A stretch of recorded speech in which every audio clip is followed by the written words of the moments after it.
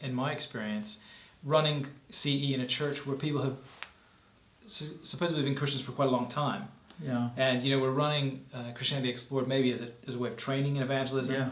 But it's amazing how blind eyes are opened of men and women who've, presumably professed Christ for a long time and then realized, week 3, week 4, I actually didn't get the truth of the gospel. Well, I think that's absolutely true. And indeed, the theme running through Mark's gospel is the disciples are blind.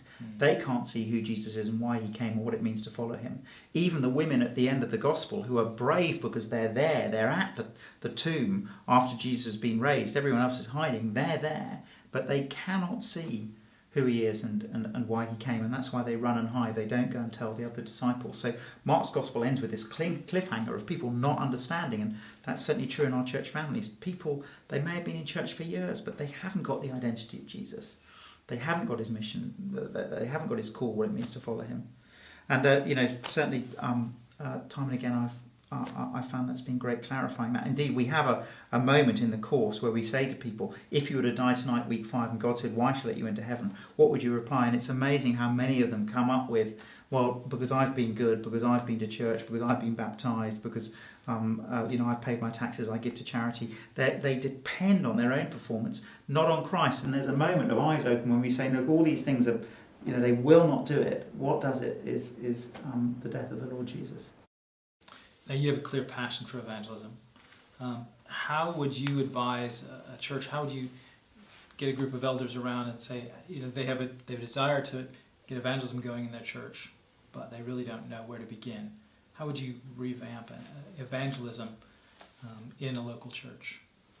Well, I think, again, the key thing is to say, guys, do you believe that as people look at the gospel, in this case Mark's gospel, that actually if we can find non-Christians who will come along, that actually they will come to faith? I think once they've got that belief that the gospel will do its work, and particularly in this case Mark's gospel, you then say, okay guys, let's get it into the calendar. Okay, let's set up a time, we'll run the course. Let's maybe teach through Mark's gospel a little bit so that people know what's coming, maybe just 3 weeks, 1 week on identity, 1 week on mission, 1 week on call. You could do that all from Mark 8, 27 to 38. It's in 3 sections there. You get those 3 central themes clearly taught. And then I'd say, guys, let's run it. Let's say we're going to run a little course. Maybe, again, first the church family through it so they get clear. And I think as people go through Mark, and as they see the material and see the questions that non-Christians are given to ask of it that gets them into the passage, they'll get excited. But I think, it's that old message, just do it. Just do it. Start and you'll learn each time. Don't be too afraid, but be sure that this is what we're meant to be doing.